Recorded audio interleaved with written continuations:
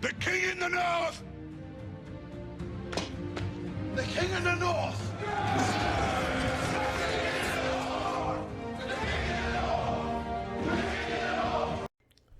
Yo, as always, like, share, subscribe. Now let's just get into it. So Michigan will play Penn State this Saturday, 12 o'clock in Ann Arbor on Fox. Now, these two teams are built very similar, very, very similar this year. Now, by similar, I mean strong defense, want to run the ball, and kind of want your quarterback to be a game manager. And that's just the coaches, the quarterbacks may be able to be more than that, but that's just how the game plans are for these teams or the scheme. So with Penn State, they want to run the ball, and they really want Sean Clifford to be a game manager because he's prone to make mistakes. And also I'm not sure how good their offensive line is at pass blocking per se. And he's prone to make mistakes and make some dumb throws. So the big thing with them is they want to use they got two good freshman running backs in Singleton and Allen. And so Singleton, this dude's a stud. So Michigan's gonna the goal is, and this you could say every week, stop Singleton and Allen to make Penn State one-dimensional. And we want to do that to make Sean Clifford have to beat us, and then we can start pinning our ears back and start bringing these blitzes, and Mike Morris and Oki and Moore and all these guys can do what they do. Get after the passer and put him on the ground. Because just like last year, we almost knocked Sean Clifford out of that game last year. He was looking like Indiana's quarterback last week, like where he was barely even getting up a lot of the times. So we want to make them one-dimensional, stop that running game, and do the same thing to him. Make him drop back, and let's go get him. Go get him, Mike. Go get him, Oki. Go get him, Moore. Get him, Mozzie. Get him, McGregor. That's what we want to do. So on offense, I would say we know what we want to do. We know what Michigan wants to do, just like we know what Penn State wants to do. Run the ball. And then have the quarterback make very efficient throws when he does throw efficient. But Penn State's, they're going to have the same game plan on defense. Stop Corum, stop Edwards, and make JJ prove that he can be that dude and he can beat him. So I wouldn't be surprised and also when you're playing Harbaugh, you know that if you stop the run, he's almost 90% of the time is gonna be stubborn when it's not working, and he's still gonna run it. He'll still run it. He don't care if he has to punt 2-3 times. He's still gonna run it into a wall. That's just how he works. So with him being like that, they know, okay, if we can slow down their run, they're still going to run it. And however the game plays out, we can stay in it just by slowing their run game down because they won't abandon it.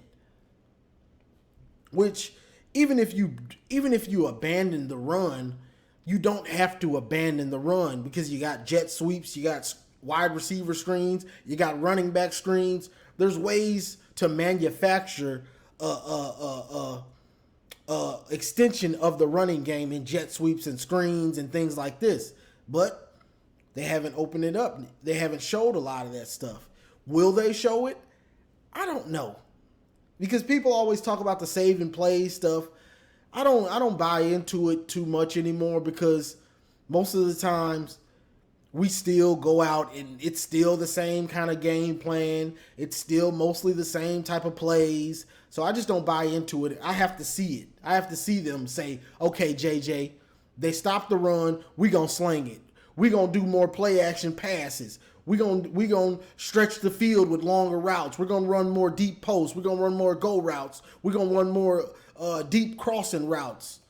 So I have to see them actually try to do this stuff. Otherwise, I think they'll just do what we do, pound the rock. If it's not working, we still gonna try to pound it and waste possessions and drives. Hopefully not, but I'm just telling you from over years of watching Harbaugh and doing these videos and understanding what he normally does. Now, if they do stop the run, and honestly, I would say this would be a good game to test to pass the ball, to switch it up. But knowing Harbaugh, I know that's just not how he works most of the time. He surprised me a few times in the past by coming out throwing first instead of running it first. But I have to see it, because with Penn State's defense, you might want to open it up with the passing game, and instead of just coming out running it, you come out right off the bat with play action passes. Because play action passes, and I don't want to beat a dead horse with this, but it's just a fact. Play action passes makes those defenders still come up and bite. That's what you want them to do, because they're expecting us to come out and pound it like we do. So when you come out early with play action passes, they still bite, but on their end, it makes them out of position. So you can hit on longer plays and have guys wide open or get some real separation. And that's the goal. So in this game, I think if they're hiding anything or they're holding anything back, this is the time. Because Penn State's a top 10 team, and I know people are saying we shouldn't have dropped a down one in the ranking, but you have to look at it. And if you're trying to go to the playoff, and if you're worried about making the playoff, like that's your goals for the season, you have to understand it matters how you win. It matters. So yeah, we can. If we win every game, we'll get in the playoff. But if you win every game and you kind of blow out some teams, you barely beat a few teams, you'll be a 4th seed. But if you go out there and you smacking dudes in the mouth and you winning 60-10 every game, 50-17, you'll be a number 1 seed. As we saw last year, it matters. So that's the thing. So if Michigan needs to stranglehold Penn State and beat them good. Beat them good. It'll pay dividends if we can run through the rest of the season and try to make the playoffs so we can get a better seeding. But that's if you make the playoffs. So I guess you can't really worry about that when you're just trying to win every game, because if you win every game, you'll make the playoff. But if you win every game convincingly, you'll get a number 1 seed. You'll get an easier first-round matchup. So I guess beggars can't be choosy. As long as you get in, you get in. I guess, you know what I'm saying? But that's just something to think about. It matters. That's why Ohio State, you'll see them when it's close, they'll be trying to blow out teams and really blow them out because they want to get a better seed in the playoff, because they have expectations of being there. That's where they plan on being. So that's just something to think about, and that's the difference in why some teams try to really kill teams, and we're just happy being up 21. We'll run it out. We don't care. They just happy to win it, but that's the difference in expectations. They already looking towards seeding. So this one isn't that much to talk about, honestly, because the teams play so similar. But if you had to, if to put it on anyone's back, I'd want to put it on Sean Clifford's. Now, this dude sometimes he's a baller. I ain't gonna front. So, but if you make any team one-dimensional, it's always gonna help. You don't want anybody to be able to run the ball on you because that just demoralizes the team. Then the play action pass starts going, and now it's over for you. So you have to make them one-dimensional. Put it on Clifford because he's prone to making mistakes, and some of them are just like, "What, bro? What were you looking at?" So that's the thing about this game. And with us on offense, I'm not sure. Normally, I have a real key of what we're going to do, but the way things are going, I'm not sure if they're going to just try to pound it, which is the expectation is that we'll try to pound it. But sometimes Harbaugh surprises me and he'll switch it up. Because if a team knows you, just like everybody has known, we're going to pound it. And as the season is going along, it's been harder to do it because they're crowding the box so much. So when you have JJ, this is the time to utilize him when you're going against teams, stacking the box, knowing what you want to do, knowing your scheme, knowing Harbaugh ball is what you live and die by. This is the time to use JJ's legs with the read, bring confusion with jet sweeps, and try to stretch the ball with the passing game to keep all those guys out the box. So you throw to set up the run so Corum can have more room to work without all those guys waiting on him in the box, 8 in the box and things like that. So that's what I would want to see us do. But knowing Harbaugh, he might just try to run it 30 and 40 times and grind this one out like he normally does a lot of the time. And JJ is just a game manager. Because we still have to see how much Harbaugh really trusts JJ in a moment like this. This is a top 10 matchup. This ain't Indiana. Indiana had the worst pass defense in the Big Ten. So we have to see, does Harbaugh really trust JJ to put the team on his back and come out with a game plan like, okay, we're gonna throw it. Does he trust him like that? He hasn't shown that he trusts him that much. But this is the first time we're seeing that yet. So he may come out like that. So that's just these are just some of the things I'm thinking about. Because honestly, I don't know. Honestly, I don't know what game plan on offense he's gonna come with. Because he can come out and surprise him. JJ's throwing it right off the bat. We're trying to throw to open up the run, coming with play actions and things like that to keep those safeties and all those guys out of the box. It's very important because this Penn State defense is physical and is well coached. So that's what I would probably do, but I'm not the coach. So I'm not the coach. That's what I would probably do, but I'm not the coach.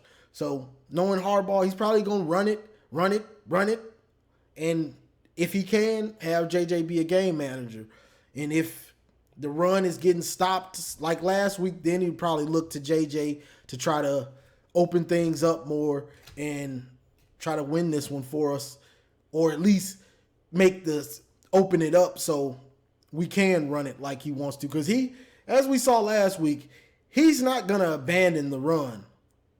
Me personally, I feel like if you're constantly getting 1 and 2 yards, and I've got a quarterback that can do his thing, I would abandon the run. That's just me.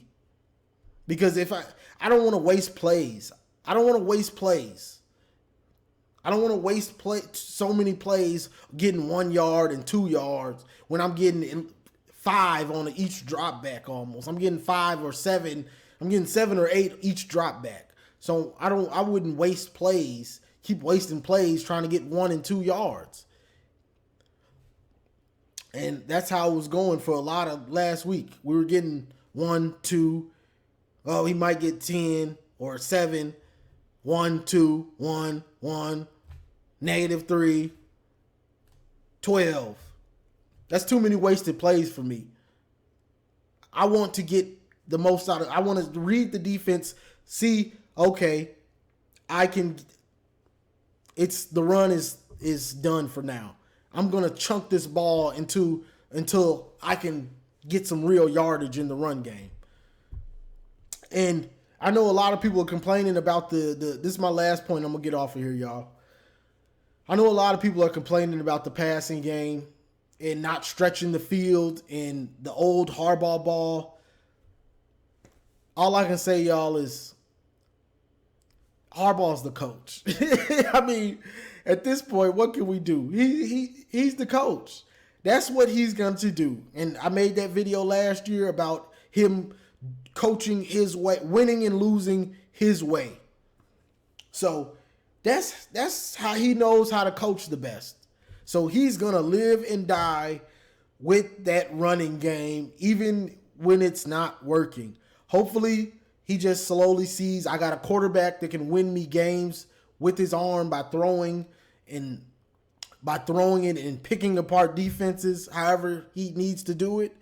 And he'll trust him more, and he'll give him the reins to the offense. Because if Harbaugh doesn't have 100% trust in a quarterback, he won't let him go out there and just sling it like we want him to sling it. There's only a few times I've seen him do it. It was Shea Patterson. It was Shea Patterson at the end of his first year, and I think coming into the end of his second year. By then, he had trust in him. He would let him sling it. And Jake Rudock. He would let sling it. Wilton Spate, somewhat. But I would really say Shea Patterson and Jake Rudock. Those are the only guys I saw that he really had complete trust in them to, okay, the game plan is to sling the rock. Because you don't see Harbaugh come out with that game plan too many times. When he does, he's got complete trust in that guy to, okay, and he let Cade do it against Michigan State last year. But then as the game went on, he went back to the running game. So that's just how he is. He's going to live and die with it because that's what he knows. That's how he knows how to coach best. Now, hopefully JJ gets his trust and he lets him go, but we're going to have to wait on that. Hopefully he has the trust and he comes out and surprises us and they can execute. Because this game right here, with the way both of these teams play, so similar, this is about who can execute. Who can execute on offense? Who can execute and not make mistakes on defense? This is a game about execution. Who can execute? Because both of these teams are probably going to try to run it down each other's throat. Whose offensive line can win? Whose defensive line can win? That sums up the game right there, honestly. And then when one team stops, who can make plays through the air consistently if they have to?